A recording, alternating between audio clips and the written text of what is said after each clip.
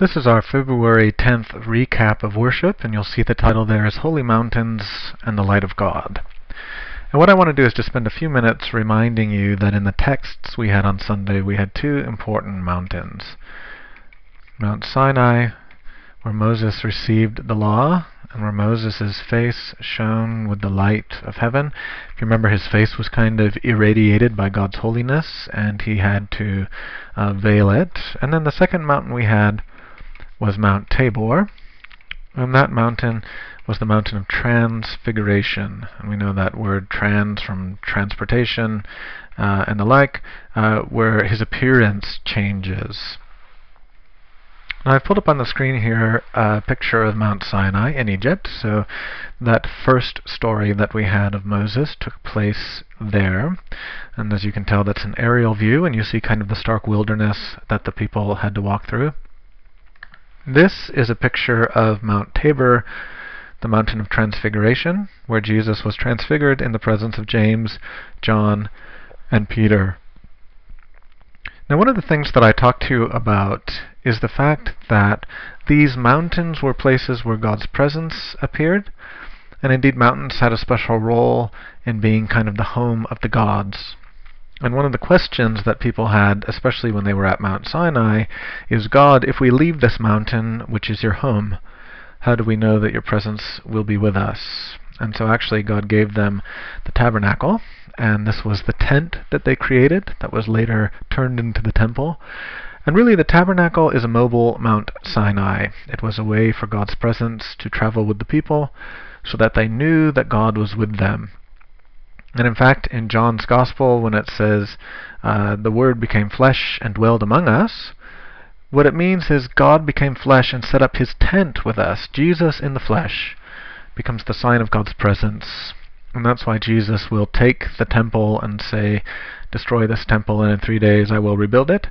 And if you remember the video from a few weeks ago, when we took the tour of the temple, you can see a direct line from Mount Sinai to the tabernacle, and the word tabernacle merely means the dwelling place, and from the tabernacle to the temple, and then for Jesus, who takes the temple and says, I am God's dwelling place, flesh is God's dwelling place. Now the question that we asked was, alright, both mountains are settings where God's light shines, and so I invited you, sit in the presence of Jesus, and what does it mean for the light of Jesus to shine on your head? Now let me just give you a brief historical detour that I think you'll enjoy. What I've put up on the screen here is most of a picture, and it got cut off a little bit, but most of a picture of Michelangelo's sculpture of Moses. And when Moses came down from the mountain and the rays of God were reflected off of him, that word, when it got translated into Latin, was the same word for horn. So there was a tradition that, in fact, when Moses came out of the presence of God, he had horns on his head. And if you look at Michelangelo's sculpture, you see two horns coming out of Moses' head. And it's the idea that the word for light also had this different connotation, at least in Latin.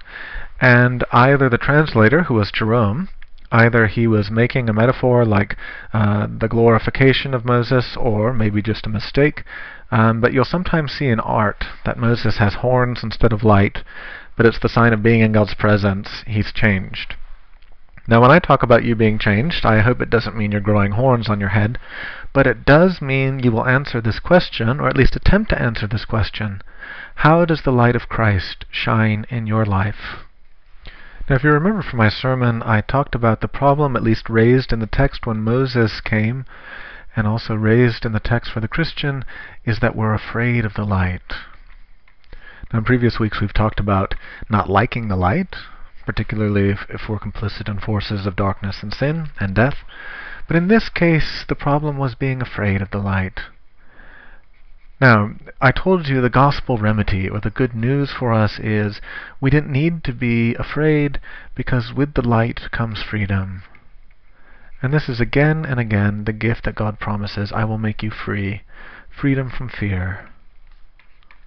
So we sometimes talk about freedom from and freedom for. God freed us from fear, but then what did God free us for? Well, God freed us to serve and to shine the light. So we're freed for reflecting light. We're freed for radiating the light of God, which is healing and which is light, which is life.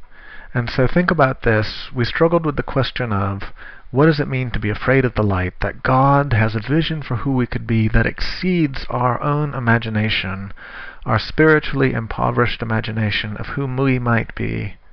And God frees us from that so that in fact we can abandon ourselves to the light and abandon ourselves to God's grace and find that we are shaped, we are healed, and we are freed for reflecting light and freed for service.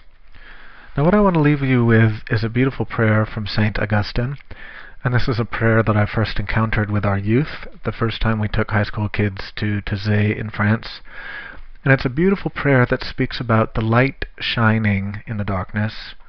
And it's a prayer of victory for those who find themselves struggling with darkness, particularly if a person struggles with anxiety, or if you're a person that struggles with a kind of inner darkness or despair. This is a prayer that Augustine gave us that speaks to the gift of the light. And indeed, if you imagine yourself sitting before Jesus on Mount Tabor, if you imagine yourself sitting and being bathed in the light, which is your destiny, then this can be a prayer that you offer. Lord Jesus Christ, your light shines in us. Let not my doubts and darkness speak to me. You speak to me. This is the sense that the light doesn't just come to bathe us quietly and gently, though it does, but also to say, Jesus, speak to me out of your light, that the voices of darkness, the voices of despair, the things that make me afraid, silence them with your own voice. And you might imagine this is the voice of the Good Shepherd who calls us, who leads us, and brings us to life. This ends our reflection on this past Sunday. As we now transition from Transfiguration to Ash Wednesday and Lent, consider, what does it mean that God prepared this destiny for you to shine with the light of heaven? What does it mean for you to share that light? And what are the ways, or where are the places that you are afraid to do that? So that in fact the light will be veiled like on Moses' head. Be bold, shine your light, be God's people, and bring this message of hope to the world.